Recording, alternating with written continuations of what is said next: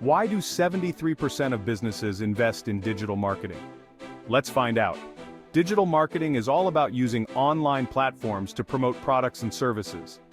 It's like a digital megaphone for your brand. There are several types of digital marketing. First, we have search engine optimization or SEO. This is all about tweaking your website to rank higher on search engines like Google.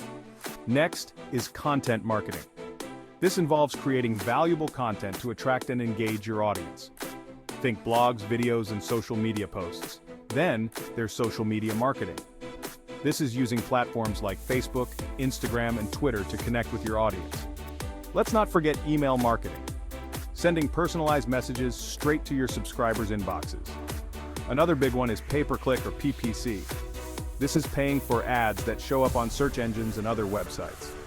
Lastly, there's affiliate marketing. This involves partnering with others who promote your products for a commission. So, there you have it. A quick tour of the digital marketing landscape. Which one will you explore next? Let us know in the comments.